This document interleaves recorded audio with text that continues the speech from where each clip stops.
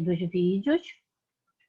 E também dizer que essa transmissão está sendo simultaneamente, né, transmitida pelo Facebook e também posteriormente vai ser postada no YouTube.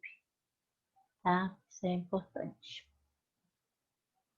Bom, além de muitas saudades, né?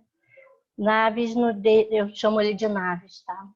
Zé Otávio para alguns e Naves para outros, né? Eu costumava sempre chamar ele de Naves, então eu vou dar prosseguimento, né, de como eu me chamava. Então, além de muitas saudades, né, eles nos deixam um importante legado científico. Ele dedicou a sua vida ao estudo e à prática da psicanálise, sendo clínico, sendo professor, sendo supervisor e amigo.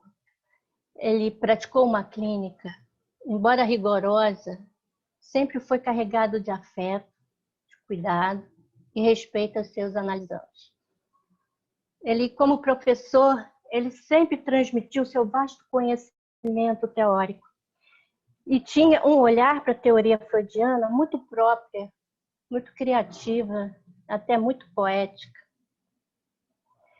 Deixamos aqui os nossos agradecimentos, né, da SPID, das pessoas que colaboraram, e queríamos agora compartilhar com vocês alguns momentos com o nosso querido José Otávio Naves. Então, nós vamos apresentar alguns vídeos, alguns trechos, né, e textos, frases. Vamos apresentar alguns depoimentos, né, e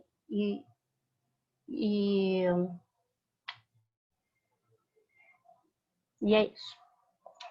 Então, primeiro, nós vamos fazer o seguinte, vamos apresentar o vídeo da família que foi elaborado pela Júnia Naves Nogueira. Tá? Esse vai ser a primeira apresentação. Gostaria de falar com o Vitor, se está todo mundo, se a gente pode dar prosseguimento ao vídeo. É o vídeo da família.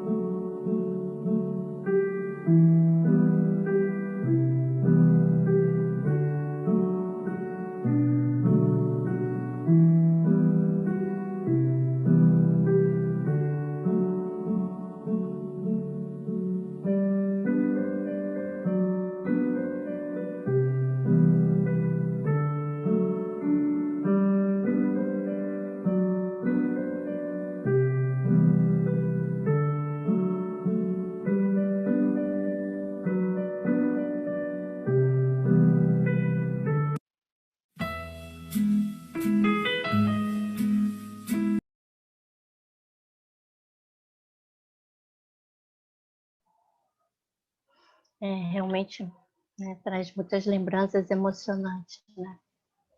E agora, então, vamos dar prosseguimento com o vídeo que foi feito por Silvio César Martins Oliveira, que é um vídeo do 7º dia de falecimento. E foi o Silvio que nos enviou. Ok.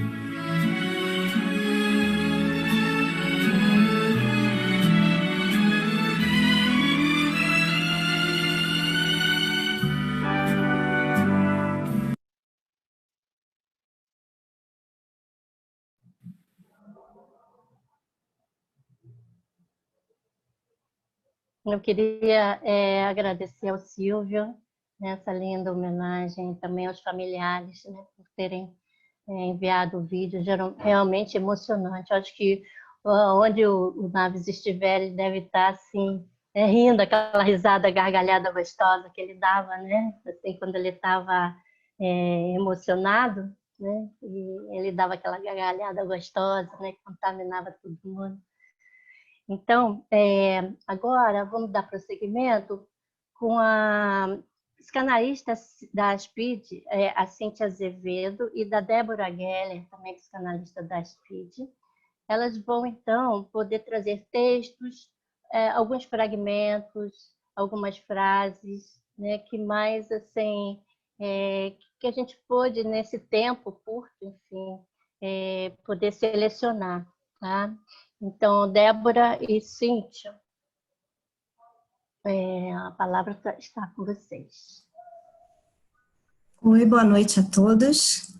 Vou fazer só uma correção. A Débora, nossa querida colega, está com um problema no vídeo e a Patrícia Guimarães vai substituir na leitura desses trechos.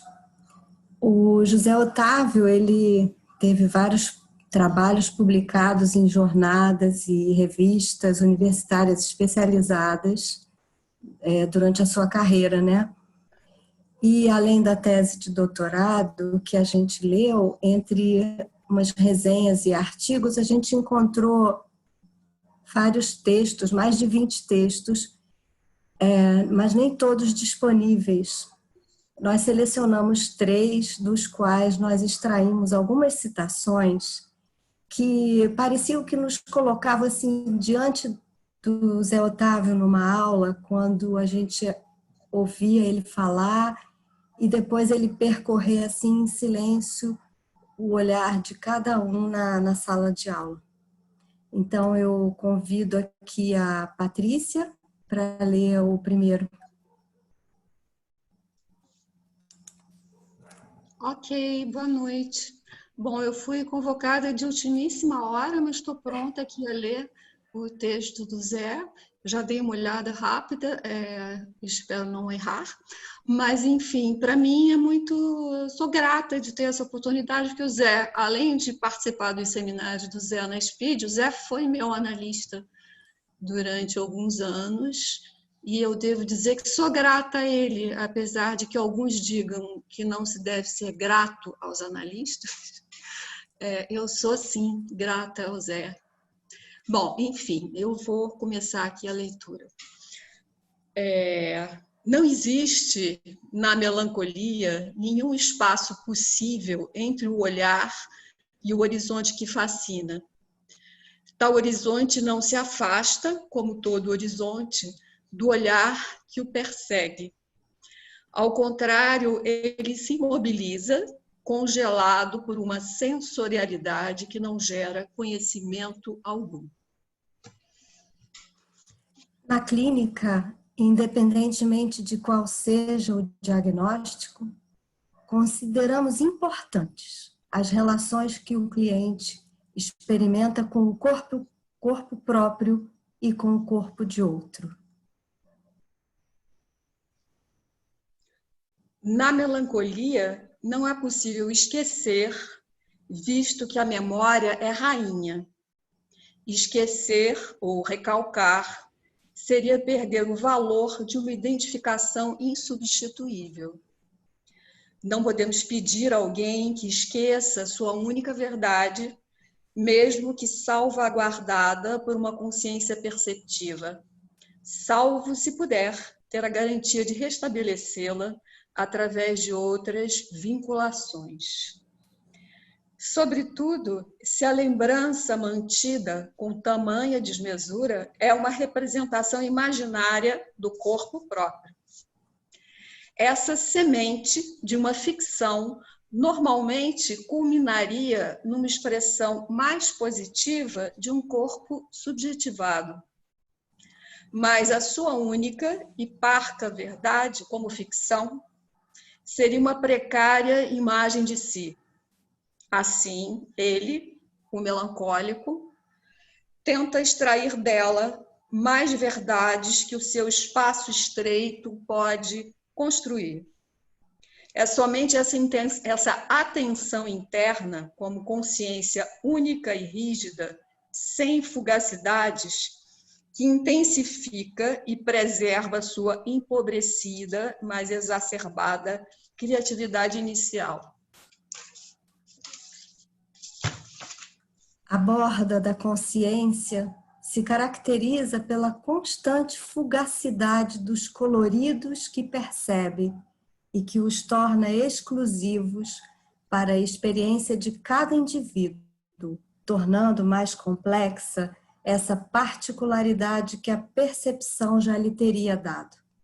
Entretanto, a passagem entre a percepção e a atenção da consciência é um processo que se torna mais lento e rígido, à medida que uma certa transitoriedade não lhe é permitida.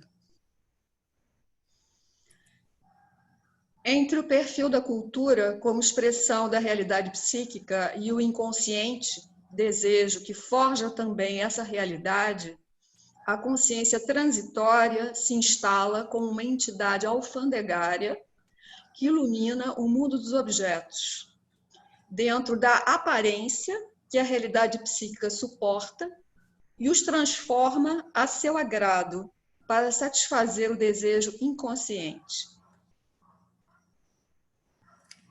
Habita o ser humano uma dor crônica, que o torna um ser da dor.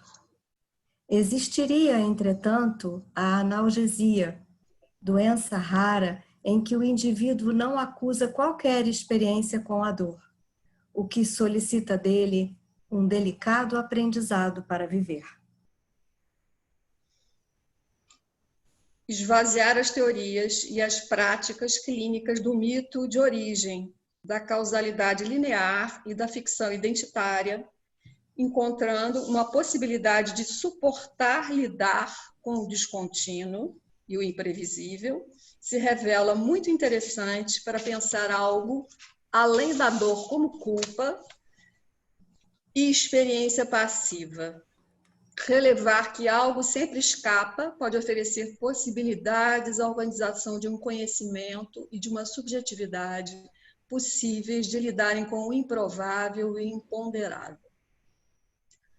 O acaso é uma abertura necessária que, ao ser tamponado e desqualificado, destrói as funções criativas e torna precária a responsabilidade por si mesmo. Ou mesmo. Esses trechos foram extraídos dos artigos A Melancolia entre o Somático e o Psíquico, A Transitoriedade, uma nova leitura que foi baseado na tese dele, e Causalidade, Descontínuo e Dor, Caminhos da Bala Perdida e da Mega Sena. Obrigada. Muito obrigada, Cíntia. Muito obrigada, Patrícia. Realmente, né, emocionante essas falas. Vão ficar eternamente, né? Não são transitórias, como eu disse outro dia, né? Elas vão ficar realmente, né, nesse trajeto, né, desse caminho, né, que Naves sempre, né, como eu falei, a vida toda, né, transcorreu, né, psicanálise na veia, como eu já disse. Então, agora, nós vamos trazer um vídeo que foi elaborado pela SPID, por alunos, por colegas, por amigos do Zé Otávio. Tá? Por favor, Vitor. O acaso é um acidente. São acessórios que não são precisos em qualquer objeto. São objetos de volições dos humanos, mas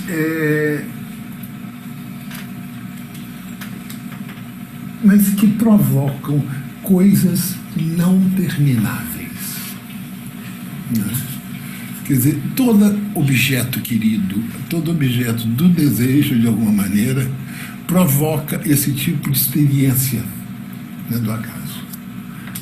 Não nele, mas através dele, através da fabricação dele mesmo, né? E é ele, então, que provoca nesse percurso o próprio acaso. O Zé Otávio, mais ou menos em 2012, bem antes dele entrar como membro associado do SPID, ele tinha sido convidado a participar de conferências, jornadas e também para dar seminários. E aos poucos, nesses quase 5 anos de convívio, ele foi se identificando com o pluralismo do SPID e resolveu então se filiar. E foi muito orgulho para nós tê-lo como membro associado. Mas eu queria relatar um evento muito particular que me calou fundo até hoje, né? Em 2013, nós fizemos uma jornada comemorativa dos 60 anos do SPID. E o Zé Otávio certamente foi convidado, mas ele comentou comigo depois que gostou muito do evento e tal, só que o título, que era Psicanálise em Movimento, ele achava, na verdade, um pleonasmo, porque psicanálise é movimento, segundo ele. E essa retificação que o Zé Otávio fez, para mim, foi muito fundamental para exatamente vindo ao encontro do que na SPID nós temos como primordial, que é pensar a psicanálise em movimento sempre.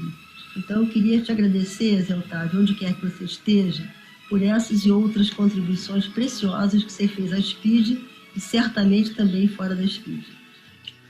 Há muitos anos atrás, quando o Zé Otávio foi contratado pela PUC, vindo da Gama Filho, eu lecionava psicanálise no departamento de psicologia. Dava sempre 2 matérias por semestre, uma obrigatória e uma eletiva. Eu o conheci por acaso, em algum canto do campus, e ele, numa conversa bem informal e bem simpática, contou-me que estava um pouco decepcionado, pois sempre dera psicanálise e fora designado para uma disciplina não psicanalítica. Sem nada de dizer, falei com o coordenador da graduação e pedi-lhe para trocar, oferecendo-lhe o que eu iria dar e eu ficando com o que seria dele. Ele nunca mais saiu da psicanálise e fez muito sucesso, tendo se tornado super conhecido pelo seu jeito peculiar e admirável de ensinar, né? Ele nunca soube disso. Até cerca de 2 anos atrás, quando jantamos juntos no restaurante mexicano embaixo da SPID, e eu lhe contei. Ele ficou emocionado. E eu me sinto tendo contribuído um pouco para a sua belíssima carreira de professor e psicanalista. Conheci o Naves há 5 anos, com a entrada dele na SPID. Eu fazia o seminário dele às sextas-feiras, às 7 horas. Horário meio ruim, né? Porque final da semana. Mas era um seminário muito bom. O grupo era muito bom. E ele gostava muito de dar essa aula. Eu falava que ele tinha Freud na veia, mas que, na verdade, ele não era uma aula teórica. Ele realmente falava da clínica. Ele falava da clínica dele, da clínica de muitos anos, uma clínica bem amorosa, bem, vamos dizer, uma clínica respeitosa mesmo. Ele era, ao mesmo tempo, ele tinha um rigor, mas ele tinha também um humor, né? Um humor bem interessante. E ele assistia meu seminário, vinha assistir meu seminário sobre o corpo, e no final ele falava, tô com uma dor aqui, uma dor ali. E eu conversava com ele, por que você não faz isso? Toma esse remédio, né? Faz uma respiração. Aí eu achava que ele nunca ia fazer, né? Mas depois eu descobri que não. Ele sempre falou pra mim, não, Solange, eu faço tudo o que for pra ficar bom, pra me curar, eu faço. Não tem problema. Pode falar. Enfim, aí dali a gente criou uma amizade. E eu tava querendo fazer agora o último seminário, né, agora em outubro, mas ele dizia, não, mas eu não sei usar o Zoom. Eu falei, não, eu vou te ajudar. Enfim, ele estava muito empolgado com esse seminário. E ele gostava muito da Speed, ele gostava muito do grupo, se sentia muito acolhido, se sentia em casa. Achava a Speed pluralista, né, que ele dizia, né, que gostava bastante. E estava muito empolgado também com os atendimentos agora Ele achava a pandemia uma merda, mas ao mesmo tempo ele gostava muito de atender pelo telefone. Dizer, nossa, os pacientes todos, né, vindo e tal. Ele estava bem satisfeito com essa possibilidade, né? E eu queria compartilhar com vocês um presente que ele me deu, uma poesia, que é a seguinte: um amigo aprendiz. Quero ser teu amigo, nem de mais e nem de menos, nem tão longe, não tão perto, na medida mais precisa que eu puder, mas amar-te sem medida e ficar na tua vida da maneira mais discreta que eu souber, sem tirar-te a liberdade, sem jamais te sufocar, sem falar quando for hora de calar e sem calar quando for hora de falar, nem ausente nem presente, por demais simplesmente, calmamente, ser-te paz. É bonito ser amigo, mas confesso, é tão difícil aprender, e por isso eu te suplico paciência. Vou encher este teu rosto de lembranças. Dá-me tempo de acertar nossas distâncias. Fernando Pessoa. Eu só tenho que agradecer. Obrigado, Naves. Olá, pessoal. Obrigado pela oportunidade. Eu vou falar rapidamente, deixando uma lembrança que eu tenho assim que eu conheci o Zé, em 1987, que eu entrei no carro dele e tinha um adesivo bem lá no para-brisa. Dizia o seguinte: olhe bem as montanhas. Confesso que eu já prestava atenção nelas, mas depois daquilo eu nunca mais esqueci. E um dos grandes prazeres que ele tinha na vida era viajar. Como ele gostava de viajar. E arrumando a papelada aqui em casa, eu achei um bilhete de um passeio que ele fez ao Monte Everest. E está escrito aqui, ó: melhor passeio de montanha do mundo. Realmente ele prestou bastante atenção nas montanhas.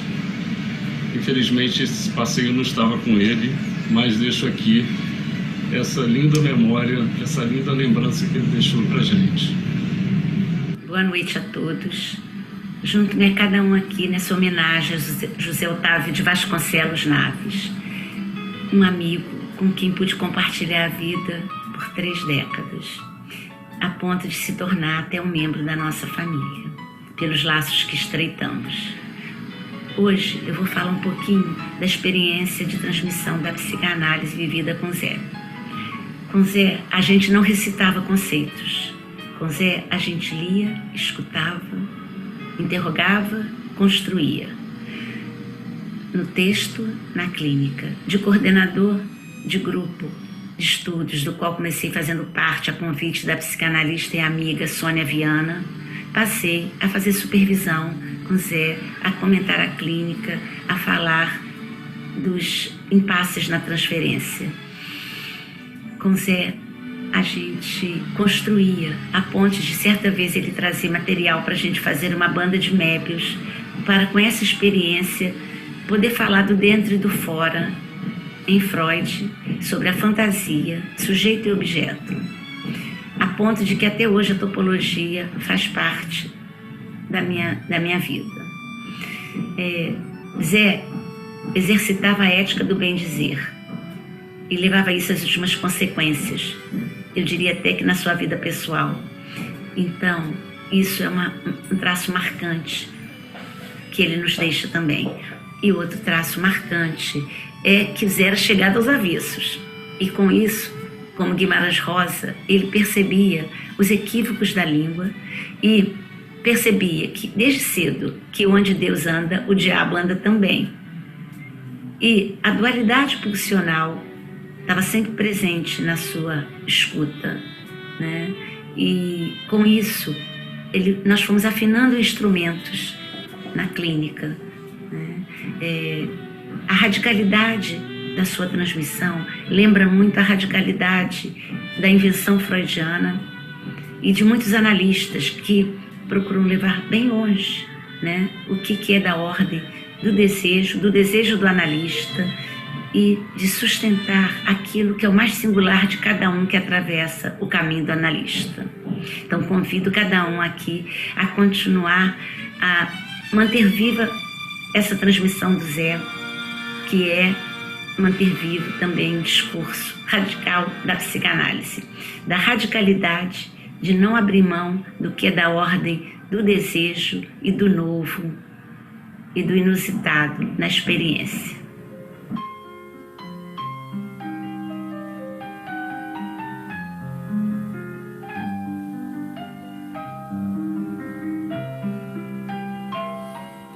Je vous parle d'un temps que les moins de 20 ans ne peuvent pas connaître.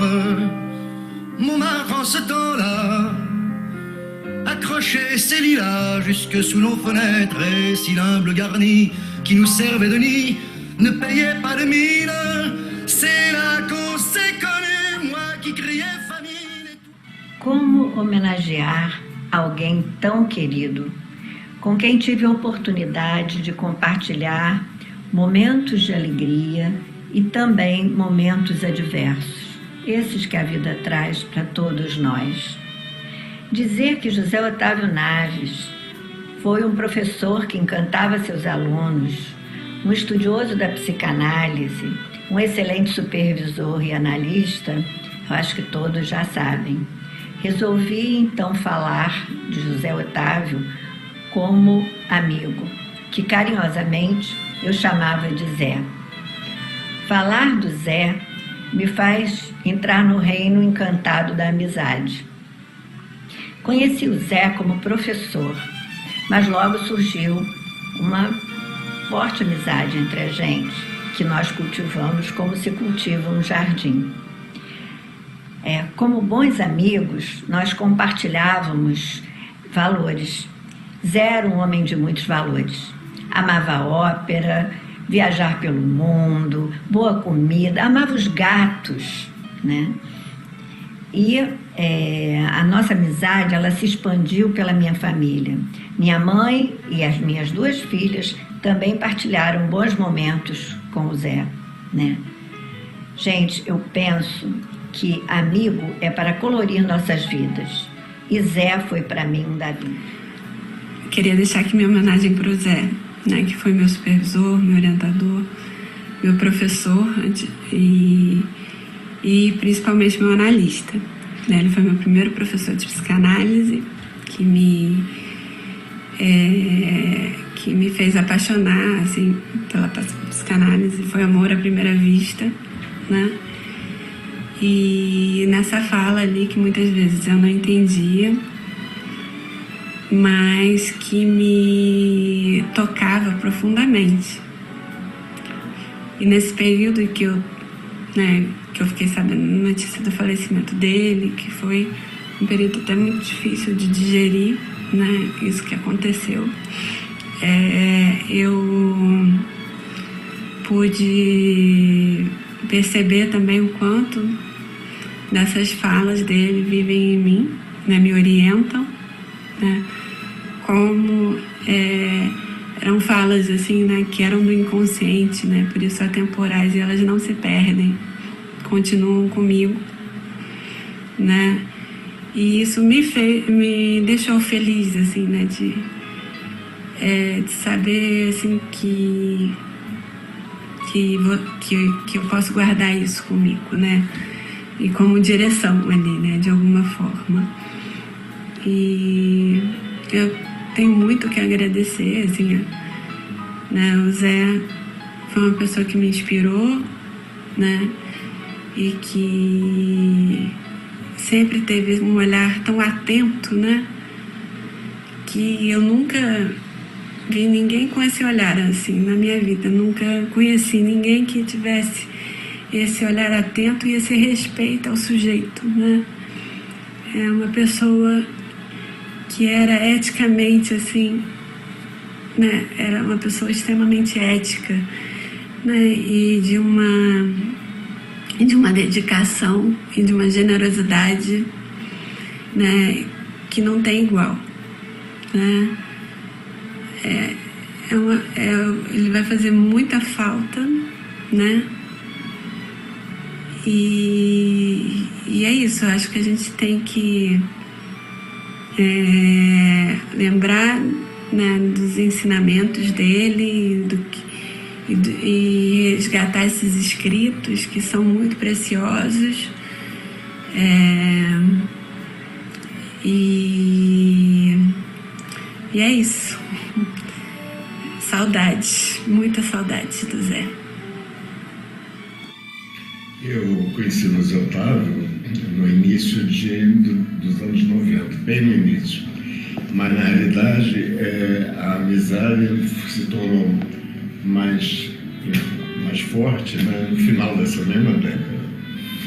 O Zé sempre me impressionou assim, pela maneira direta de falar, gentileza também, né, e dizendo exatamente o que ele pensava, seja lá o que fosse, né? Então isso foi muito impressionante nele. E também o humor, era uma gargalhada, como poucas vezes eu vejo gente rir, né? E ria de coisas simples, enfim, também. A gente chegou a ter papos, saímos juntos eventualmente, e tivemos muito papo sobre a própria clínica, de um e do outro, né? Algumas vezes. Isso foi muito legal também. Com ele também aprendi algumas coisas. O que mais me chama a atenção no que diz respeito a ser a psicanálise é que o Zé falava que sem ela ele não teria sobrevivido, né? Então ele me contava desde o seu tempo em Bruxelas, depois aqui no Rio, e era um amante da psicanálise, muito forte. Conheci o José em 2015 e, apesar do pouco tempo, ele me ajudou muito, quebrou tabus e com certeza vai fazer muita falta, porque ele era meu amigo, meu parceiro, meu irmão. Muitas vezes me deu conselho até de pai, coisa que hoje em dia é muito raro, porque o José era uma pessoa muito gentil, muito amorosa, muito correta com as pessoas, e sempre estar ao seu lado era muito maravilhoso, assim, sabe? Por várias tardes nós passamos juntos, conversando, rindo, brincando, e nisso ele foi passando tanta coisa boa para mim, de regras, de convívio social, e vai fazer muita falta. Eu espero que ele esteja num bom lugar, que ele merece, e com certeza todos os seus ensinamentos vão ser levados para minha família e para minha vida. Obrigada, José. Fique em paz.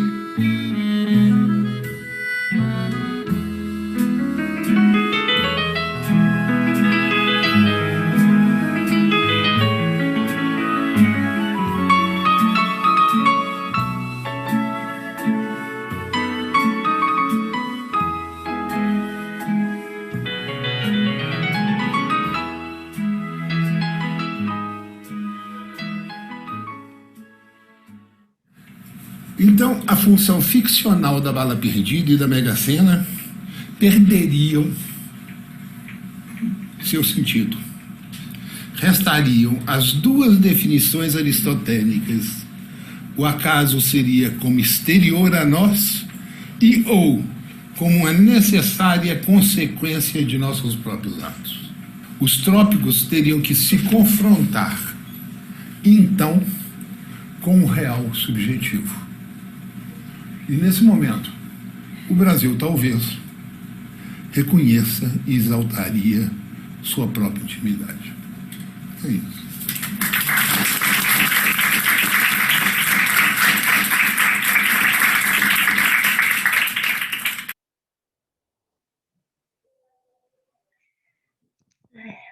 Então, pessoal, muito emocionante, né? Então, agora eu queria dar um intervalinho de 2 minutinhos para a gente levantar, tomar um ar, tá? Depois dessa emoção toda. Tomar uma água. Daqui a 2 minutinhos a gente volta. Tudo bem? Para dar uma boa respirada, que realmente foi muito emocionante. Tá bom? Daqui a 2 minutinhos a gente volta. Obrigada.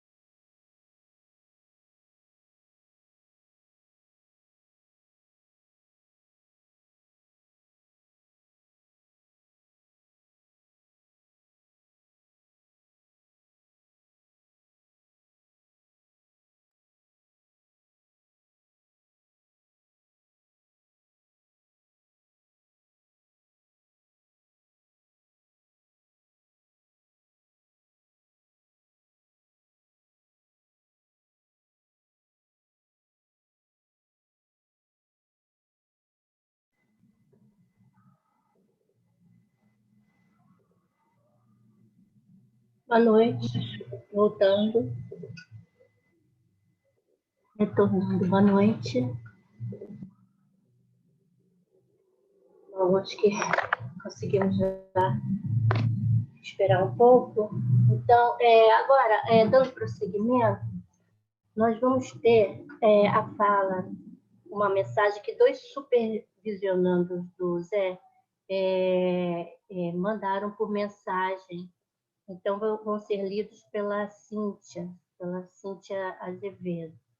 Posteriormente, a gente vai ter a fala do André Avelar, psicanalista da SPID, e posteriormente, então, a gente vai abrir para as pessoas que quiserem homenageá-lo, se quiserem fazer alguma homenagem, tá? Então, é só para comunicar que vocês vão ter essa oportunidade também. Então, Cíntia, por favor.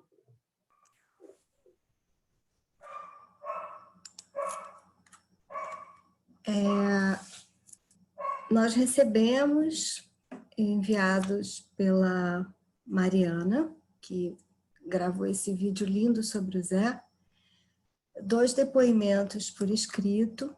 Eu vou ler um e a Patrícia vai ler o outro.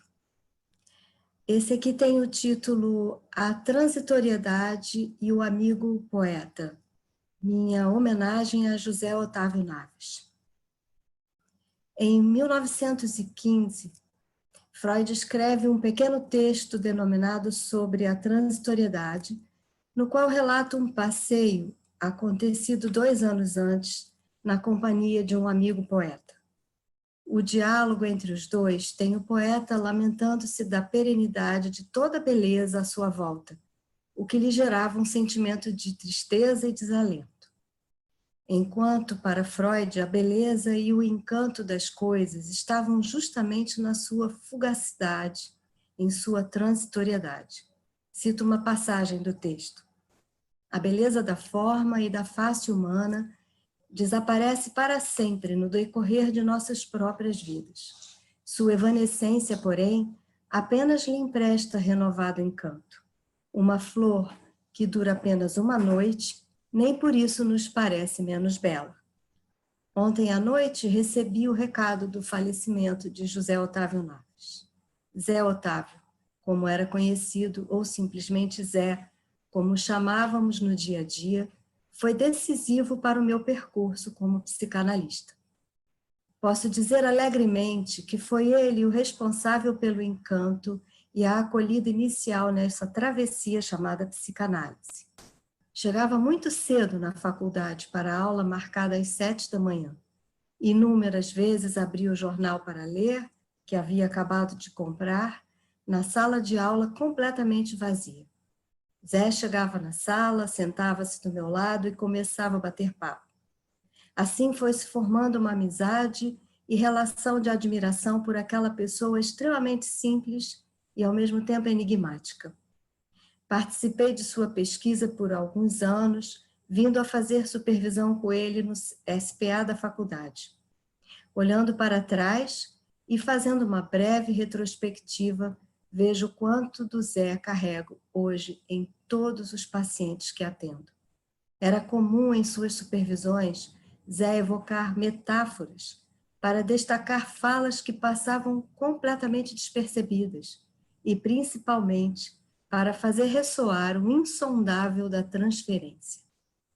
Lembro particularmente de uma, na qual Zé falava que seria interessante se algum dia trouxéssemos para a supervisão um novelo de lã e fôssemos literalmente costurando enquanto falássemos do caso. Esse era o Zé, um poeta, psicanalista, artesão, cruzando os fios da transferência, compondo novas escutas entre nós. Ele nos ensinava a tecer os manejos da transferência, sem pressa, sem furor curantes, atento a cada detalhe, dávamos mais uma volta na tapeçaria da clínica psicanalítica. Sua transmissão da psicanálise nos instigava para que nos transformássemos em bordadeiras. Sim, as bordadeiras são aquelas que atuam nas bordas, nos limites, no litoral, nesse litoral da palavra, nessa borda que aponta para o real. Zé nos transmitia que a vida é tricotada e costurada nesse fio, ou seja, nas entrelinhas do dizer. Foi voltando a Freud e ao texto sobre a transitoriedade que fez sua tese de doutorado, onde propõe uma nova leitura para rediscutir o conceito de consciência e suas relações com a percepção e o desenvolvimento do eu. Seu falecimento nos joga novamente no silêncio, na falta de representação, ao por um fio que estamos todos submetidos. Mas assim como o texto de Freud nos ensina, texto que Zé adorava e que o acossou a fazer uma tese, é nesse por um fio que costuramos e levamos a vida, residindo aí sua beleza e esplendor. Obrigado, meu amigo, por me ensinar a tricotar na transitoriedade. Fernando Gomes, do Serviço de Psicologia Aplicada da PUC.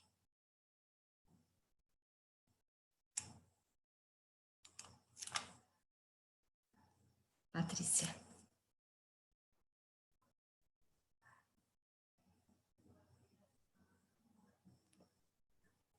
Microfone da Patrícia.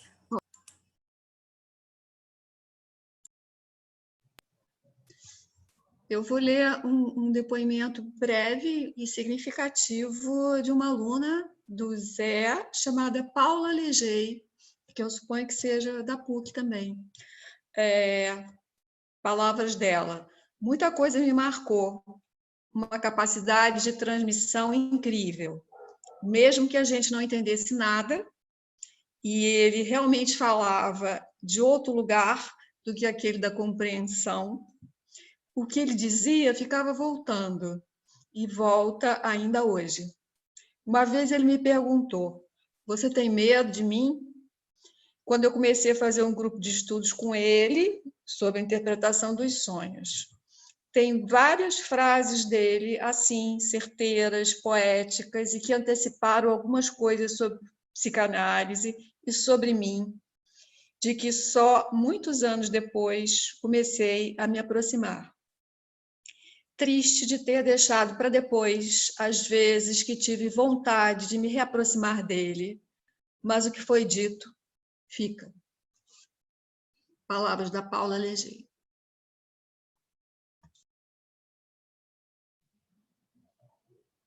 Obrigada, Patrícia. Obrigada, Cíntia, pelas lindas palavras emocionantes. Então, agora, vamos passar para o André Avelar, que é psicanalista da SPID, e depois abriremos, então, para todos poderem homenageá-lo. André, por favor. Cadê o André? André. Estou aqui. Oi, André. Bom, é muito difícil falar do Zé, né? Porque o meu contato com ele principal, né, foi como supervisionando antes da entrada dele na SPID, e eu queria tentar compartilhar um pouquinho, né, do que ficou do Zé em mim enquanto essa figura, né? E uma palavra que eu acho que ela descreveria para mim, na minha experiência, muito Zé, é generosidade, né? Eu acho que o Zé foi uma pessoa muito generosa e ele tinha uma capacidade de escutar o outro de um lugar muito generoso, de um lugar de uma acessibilidade. Foi usar a palavra delicadeza, eu acho uma palavra fundamental. E eu tenho duas lembranças, né? Aliás, a ideia da transitoriedade, né, fala muito da questão da poesia, né, do poeta Freud e o Hilke, seu colega poeta, né, e eu acho que isso, para mim, é uma imagem também que me vem muito forte do Zé, que na verdade, ele tinha algo de poeta, né, na sua prática, né, psicanalítica. E eu me lembro de duas supervisões que eu tive com ele que ficaram muito marcadas em mim, né? De um caso que eu estava atendendo, falando de muitas dificuldades, de várias questões, e ele olhou para mim com aquele jeito dele e falou assim: André, você precisa ler Proust. Você precisa estar pensando, né, na Madeleine. Essa paciente já precisa comer a Madeleine, ficar pensando para onde se vai, né, o que a partir daí se dá. Ou seja, você precisa dar Madeleine para a sua paciente. Essa fala ficou muito marcada em mim, né, como de uma força poética e clínica e delicadeza gigantesca. E outra fala foi uma fala também que ele falou assim, né, de um outro livro, se você precisa com essa paciente, né, ler O Amor nos Tempos do Cólera, né, porque na verdade era uma paciente que não conseguia realizar um trabalho de luto, uma paciente que tinha uma questão melancólica muito difícil. Ele falou assim, mas a espera era uma espera por alguém que nunca vinha, assim, e aí ele falou uma frase que eu nunca esqueci, ele falou assim: essa espera é tudo que ela tem. E isso foi uma abertura, né, para mim, assim, tão gigantesca em relação a olhar a clínica, né, e ele me permitiu me alargar o meu olhar, a minha escuta, a partir dessas falas que eu diria que são falas muito Zé, né, muito dele, né, essa forma poética, sensível, amorosa de colocar e ao mesmo tempo absolutamente particular. É muito difícil falar do Zé nesse sentido, né? Bom, mas era isso que eu queria colocar, sem muita arrumação, só das lembranças do que ficou mais forte em mim, dessa longa estrada aí, né, enfim, né, que ele teve na psicanálise, mas desse pequeno percurso que eu tive com ele, isso ficou muito como ilustrações do que dessa verve poética e generosa do Zé Otávio Naves. É isso.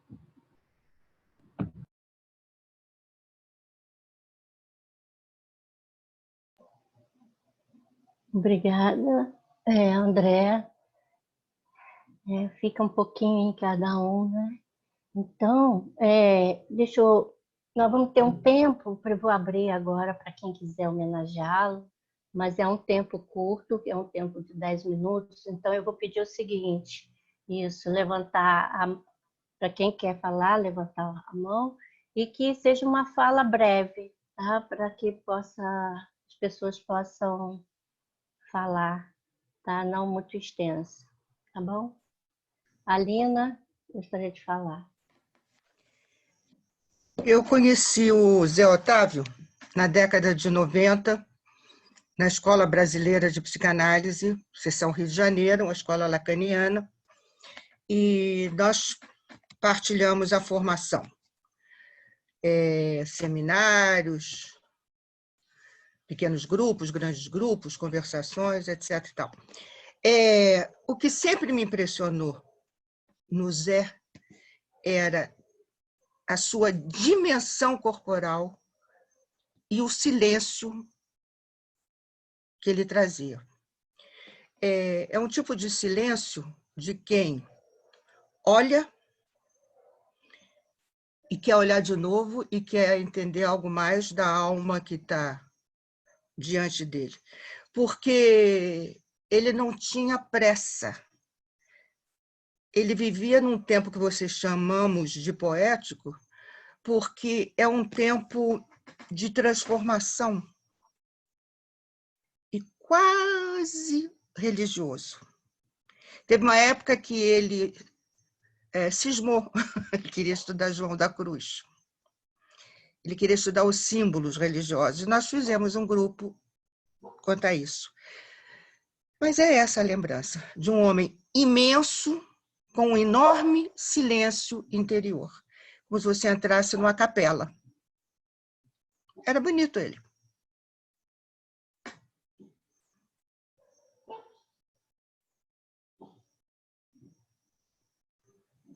Obrigada, Alina, por compartilhar com a gente.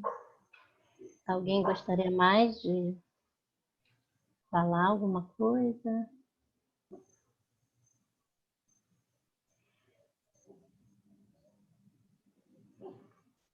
Ninguém?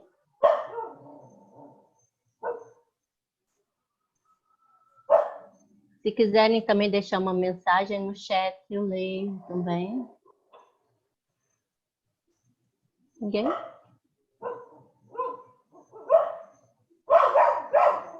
Momento bom, oportuno, para a gente poder falar, deixar uma mensagem, né? Trazer esse coração, deixar a emoção fluir. Onde ele estiver, né? Então, ele deve estar realmente muito agradecido com essa homenagem, porque é muito merecido. Ninguém? Bom, mais um minutinho. Se alguém...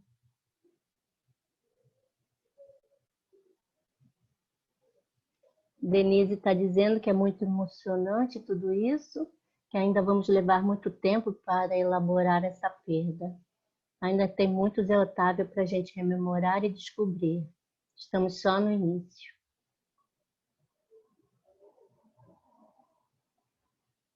A Maíra também fala. Maíra.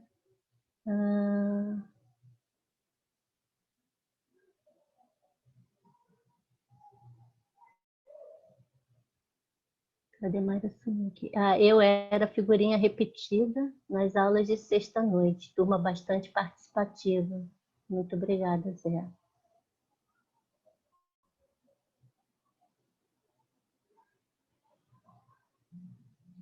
Que susto! O Silvio deixou uma mensagem, mas está como José Otávio, né? Muito obrigada a todos. Linda homenagem, inesquecível. Muito bom, Silvio. Isso bateu forte aqui. Bom, então, gostaria então que o nosso psicanalista Bruno Campos pudesse então finalizar esse encontro. Essa linda homenagem que todos puderam, né, compartilhar um pouco com a gente. Bruno, cadê você? Bruno? Estou aqui.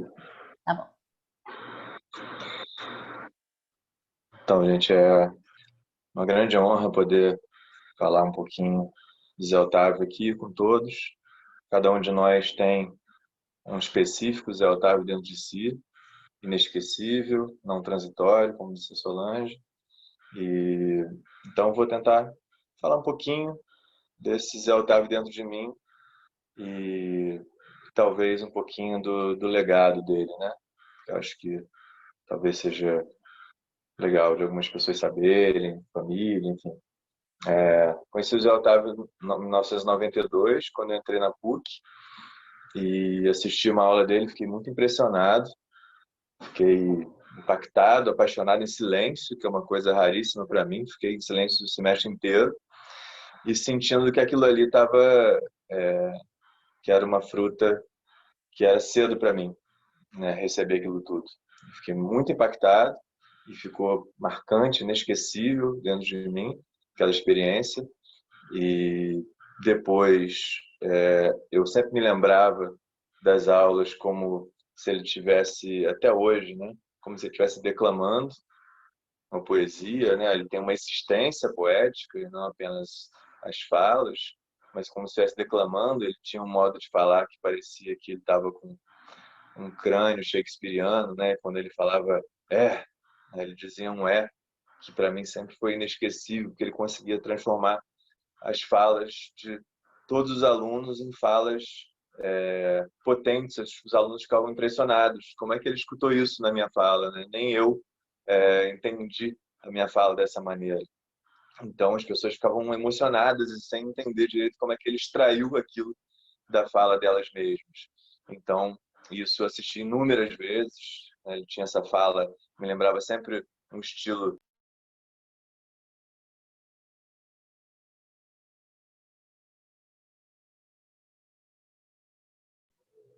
Bruno, seu... Aí saiu, voltou lá. Voltou, pessoal. Então ele falava declamando, isso era muito forte, porque isso causava uma uma ressonância, um retumbar dentro de mim que ficou muito marcante. E muitos e muitos anos depois, pensei em convidá-lo para falar numa aula nossa das quartas-feiras, minha com o André e com o Márcio, e ele topou prontamente, e foram falas maravilhosas, chamamos de novo no semestre seguinte, de novo depois, e como a Angela disse, depois a gente convidou, isso através da Mariana Rocha Lima, para ele vir dar um seminário, outro seminário, até que ele entrou no SPID, né? Ele ficou casado muitos anos com a SPCRJ, que é uma sociedade irmã da SPID, né, com quem a gente troca muita coisa, tem muito carinho, e o Zé ficou entre esses dois belos casamentos, compuseram a história dele, e as coisas que me marcaram, entre elas, uma palavra que o André também citou, que é a generosidade. Quando ele vinha falar nas aulas, a gente ficava brigando, porque eu queria que ele recebesse pelas aulas o valor que a gente receberia, a gente queria dar o pagamento todo para ele, ele não queria aceitar, a gente queria dar, enfim, ficava uma discussão gostosa sobre isso. E ele trouxe inúmeras falas inesquecíveis, e eu acho que uma das mais inesquecíveis é que ele disse que ele, quando lia um trabalho, quando lia um livro ou uma tese, que uma das partes principais para ele era a bibliografia. Ele dizia que a bibliografia era um legado, era uma herança, era um presente do autor, né, para que a gente pudesse mergulhar por aquelas leituras e descobrir novos mundos. Então, ele achava que isso transcendia até, inclusive, o próprio conteúdo do autor. Então, eu acho que é um pouquinho isso que eu pensei em trazer para vocês, para a gente, com essa homenagem ao Zé, que seria algumas falas dele, que seriam o que eu chamaria de uma bibliografia falada, né, dele em mim. Né? Por que todo mundo vê poesia no Zé? Eu acho que o Zé tinha lentes privilegiadas para enxergar o mundo. Esse que ele dizia, que via uma profundidade, né, de maneira muito sincera e amorosa na fala dos alunos, ele trazia uma intensidade, trazia como se ele fizesse um convite, como se fosse um objeto A, um convite para que a pessoa não deixasse aquela força dela se esmaecer. Então, ele, quando dizia isso, que o André falou, vamos escutar através de Proust, ou vamos fazer essa sessão, você tem que atender se analisando como se estivesse no Japão com ele. Uma vez, uma fala sobre a Mariana. E uma outra fala também que me marcou muito é que ele veio falar no encontro nosso sobre a diferença entre tragédia e catástrofe. Que, resumindo muito, ele dizia que na tragédia existe uma subjetivação, existe uma implicação do sujeito, existe um processo de subjetivação, e a catástrofe seria alguma coisa mais destituída desse processo. Isso ficou muito marcado para mim, essa diferença que ele propôs. Uma outra coisa que marcou muito em mim é que ele dizia que para se ganhar uma guerra, a gente primeiro precisa conquistar o monte no alto, para só depois atirar e gastar muito menos tiros. Ele dizia que conquistar o monte era o afeto, conquistar o monte era a transferência, era a vinculação com o analisando. Ele sentia que ali era o lugar privilegiado para poder fazer o trabalho dele, para poder exercer a beleza da potência clínica dele. Uma outra história que eu me lembro muito também é que ele conta que ele tinha um analisando que se chamava Pedro, só que ele só conseguia chamar o analisando de Luiz. Estou usando esses nomes aqui da minha cabeça, né? E só conseguia chamar de Luiz, chamava de Luiz, depois lembrava que não era aquele nome, mas continuava chamando de Luiz, e que depois de muito tempo sofrendo, ele disse, não, ele só pode ser Luiz por enquanto, então que seja Luiz. Depois de 2 anos atendendo, ele passou a chamar de Pedro sempre, e aí ele disse, agora ele já pode ser Pedro. Isso para mim foi um exemplo de poesia pura do trabalho dele. E um outro exemplo muito bonito foi quando ele, de novo, generosamente veio contar do início da clínica dele. Ele disse que ele usava uma bata hippie e que falou, estava eu lá muito barrigudo com aquela bata e tinha um meu primeiro analisando Yuppie. Estava sempre de terninho engomado, perfeito, com o cabelo arrumado. E ele diz assim, eu pensar e largar nada. O cara foi não largando, ele sempre achando que era a última sessão, e o cara não largava, até que teve um dia que ele levantou para encerrar a sessão e tomou um tombo e caiu de barriga, balançando no chão. E aí, nessa hora, ele gargalhou, não conseguiu mais tentar manter alguma pose, e gargalhou e disse, pronto, agora eu perdi de vez. Essa foi a última sessão garantida. Gargalhou, levantou, abriu a porta, e o cara voltou depois. Aí ele passou a achar que o cara não ia mais largar de jeito nenhum. Então essa história também é uma história que ficou muito marcada, muito bonita dentro de mim. Então, para finalizar essa despedida do Zé, eu me lembro dele dizer dele vi isso acontecer umas 2 vezes, e conversei com ele em off sobre isso também, de que nas raras vezes em que ele não conseguia emprestar todo esse coração, né, e ver a beleza na fala de todos os alunos, é só quando um aluno era especialmente, não sei exatamente de que jeito que ele sentia, mas especialmente arrogante, ou então especialmente chato, né? E nessas situações específicas ele disse para mim e eu vi isso acontecer umas 2 vezes, ele diz assim, a pessoa falava, Zé, uma dúvida, ele falava, para você, José. Para você, José. E para todos os outros, né, era Zé. Então, eu queria dizer muito obrigado, Zé, por ter podido te chamar de Zé, por ter tido você dentro de mim, por levar você para sempre. Obrigado aqui do fundo do coração e obrigado em nome da Speed também. É isso.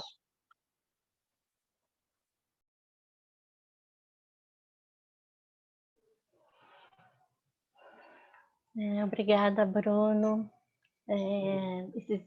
Esses momentos vão ficar eternamente reverberando dentro da gente. Né? Alguém disse aí, né, que carinho, né, um professor, né, ter por seus alunos e por essas falas, né, que todos compartilharam aqui. Um agradecimento, né, a todos que compareceram, que compartilharam, e também a Speed, né, que conseguiu homenageá-lo nesse momento, né, muito bonito, com a ajuda de várias pessoas. E é isso aí, o trabalho continua. Zé continua dentro da gente e vamos continuar com essa psicanálise amorosa, afetiva e respeitosa que ele sempre transmitiu para a gente. Boa noite e até. Tchau. Tchau, Zé.